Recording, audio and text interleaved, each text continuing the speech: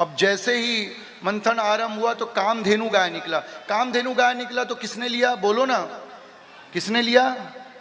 बोलिए जोर से हाथ उठा के। देवताओं ने। किसने लिया? देवताओं ने। गजराज निकला, किसने लिया? देवताओं ने। एक बड़ी सुंदर स्त्री निकली।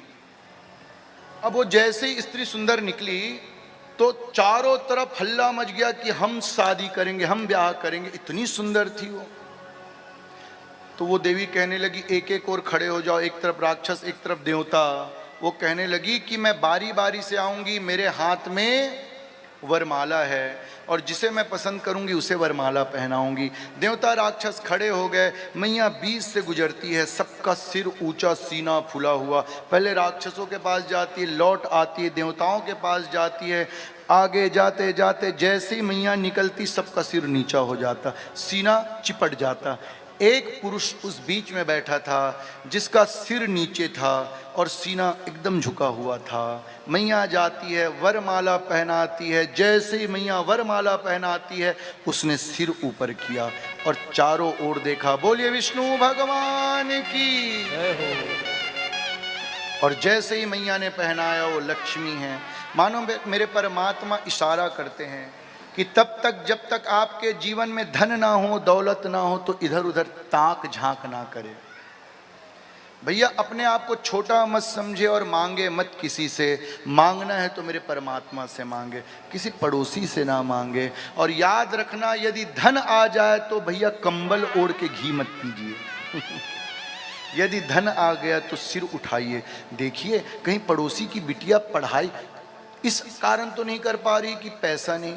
देखिए किसी बुजुर्ग के इलाज में पैसा तो नहीं लग रहा, किसी बहन की शादी तो नहीं रुक रही है। खूब समाज सेवा करे, खूब धन अर्जन करे और खूब अर्चन करके अर्जन भी करे। भैया कमाए बांटे कमाए। एक बात याद रखे, जो बांटेगा वही बटोरेगा, जो बांटेगा वही बटोरेगा और जो खिलाएगा वही खिलाएगा। याद रखिएगा, बांटो, खूब बांटो।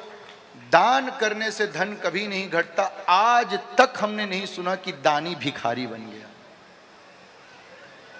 हर दानी खूब ऊंचा बन जाता है। खूब बांटो, खूब बांटो। आज मैया लक्ष्मी को पाकर मेरे प्रभु सब ओर देखते हैं।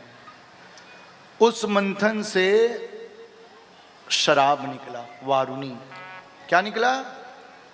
अब देखिए बड़ी सुंदर बात है। जैसे ही शराब निकला तो किसने लिया शराब? बोलिए ना जोर से। हम कुछ नहीं बोलेंगे व्यास गद्दी में बैठकर। आपने तो सुनी है कथा। अब जो आपने सुनी हम बताएं क्यों? भैया 14 रत्नों में एक रत्न निकला वारुणी। उसको भी रत्न कहा जाता है, रत्न ही है। तो किसने लिया? बोलिए ना, अरे जोर से बोलिए। राक्षसों ने लिया। चिल्ला के बोलिए, राक्षसों ने। तो शराब पिया किसने?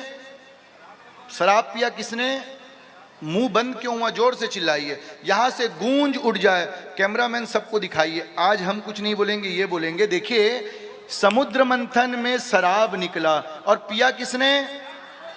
तो जो शराब पीता है क्या होता है? जोर से बोलो। जोर से बोलो। जो शराब पीता है क्या होता है? पूरा कैमरे के सामने बोलो, सब आप गवाह हैं, हम कुछ नहीं बोलते। समुद्र मंथन में जो शराब निकला उसको किसने लिया? जोर से चिल्ला के सब हाथ उठा के बोलिए।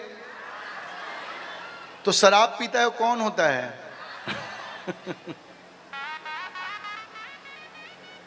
आज यहां से गूंज उड़ जाए कि जो शराब पीता है वो राक्षस होता है। ये सच है। क्योंकि भैया धूर्तता आती है और सच कहता हूं, जो बेहोशी को पसंद करता है वो राक्षस ही तो है। याद रखिएगा, आपके जीवन में होश हो। होश का ताप बड़े से बड़े वृत्ति को जलाकर खाक कर देता है। और होश में जो व्यक्ति रहता है उसके जीवन में कभी पतन नहीं आ पाता, क्योंकि सदैव होश ही आपको उत्कृष्ट बनाता है। आज धीरे धीरे मंथन आरंभ हुआ और लक्ष्मी कौस्तुभ पारिजातक सुराधनवंतरिश्चंद्रमा धेनु काम दुधा सुरेश्वर गजो रंभादि देवांगना अश्वः सप्तमुखो विषं हरिधनु शंखो अमृतं चाम्बुधे रत्नानीति चतुर्दश प्रतिदिनं कुर्वन्ति नो मङ्गलं श्रीमणिरम्भावारुणीयमी शंख गजरात् कल्पद्रुम शशिधेनु धनु धन्वंतरि विषबाज। ये 14 रत्न निकले और अलग अलग पात्र। जाकी रही भावना जैसी प्रभु मूरत देखी तिमित ऐसी। जिसकी जैसी भावना वैसी प्रभु को लोगों ने मान लिया। और अंत में निकला अमृत का कलश धन्वंतरी जी ने लिया अपने हाथ में। देवताओं और राक्षसों के बीच खूब युद्ध हुआ। अंत में भगवान मोहिनी अवतार लेकर आते हैं। कहते मूर्खों, एक साथ अलग अलग बैठो, अलग अलग बैठो। एक तरफ राक्षस, एक तरफ देवता। और सबसे पहले राक्षसों के पास गए मेरे परमात्मा और कहने लगे, सुनो, ये समुद्र से निकला है, अमृत है तो क्या हुआ, इसके ऊपर में पानी है, समुद्र का पानी है। और याद रखना, ऊपर ऊपर का मैं पहले देवताओं को पिलाती हूं, अंत में गाढ़ा गाढ़ा तुम्हें पिलाऊंगी। ये मूर्ख राक्षस मान गए।